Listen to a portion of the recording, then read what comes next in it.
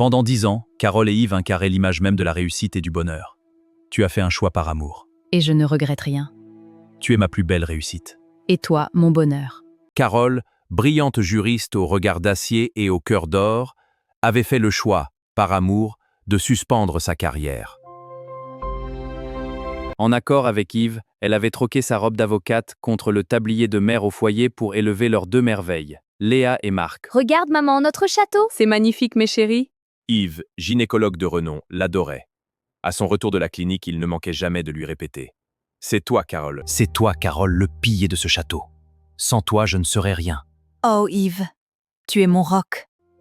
Je t'aime, ma chérie. » L'argent coulait à flot, la maison respirait la joie et l'avenir semblait tracé dans la soie. Tout commença lors d'un dîner de retrouvailles avec d'anciens camarades de la faculté de médecine.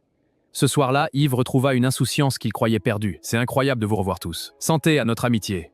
Mais au milieu des rires gras et des verres de cognac, il fit la connaissance de Vanessa. Vanessa enchantée. Le plaisir est pour moi. Ah, Vanessa.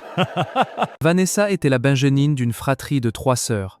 Elles étaient magnifiques, vêtues de soie et de parures que même les épouses des diplomates envivaient. Pourtant, aucune d'entre elles n'avait d'emploi. Leur métier était leur beauté, leur bureau, les salons feutrés de la ville. Mes chers, notre présence illumine ces salons.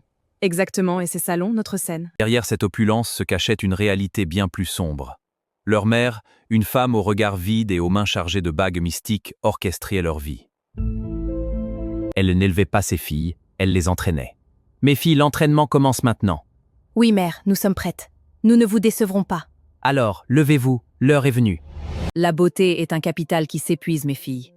Allez chercher ce qui nous revient de droit. Chaque semaine, elle les emmenait chez des mamans marabouts dans les faubourgs de la ville. Grand-père, nous sommes là. Soyez les bienvenus, mes filles. Nous avons hâte d'écouter. Là, dans la fumée d'encens et le sang de sacrifice, des rituels étaient pratiqués pour lier les hommes puissants. Yves fut leur cible. Vanessa, pose ta main sur l'épaule d'Yves. Comme ceci? Oui, le médecin perdra pied. Le changement fut brutal. Laisse-moi tranquille. Chérie, qu'est-ce qui ne va pas? Et Ta journée s'est bien passée? laisse-moi tranquille. Qu'est-ce qui ne va pas? Tu ne comprendras jamais rien. Pourquoi tu es si cruel? Yves commença par rentrer de plus en plus tard, prétextant des urgences chirurgicales qui ne finissaient jamais. Encore une urgence, Yves? Oui, une complication. Je suis désolé. C'est tous les soirs maintenant, je m'inquiète. Je sais. Je fais de mon mieux. Lui qui couvrait Carole de cadeaux commença à lui couper les vivres. Tu ne travailles pas, tu dépenses trop. Mais c'est toi qui m'as supplié de rester à la maison. Oubliant que c'était lui qui l'avait supplié de rester à la maison. Un peu plus Je duré. ne peux pas croire ça. Pendant ce temps, Vanessa affichait sa vie de luxe sur les réseaux sociaux. Voyage en jet, sac de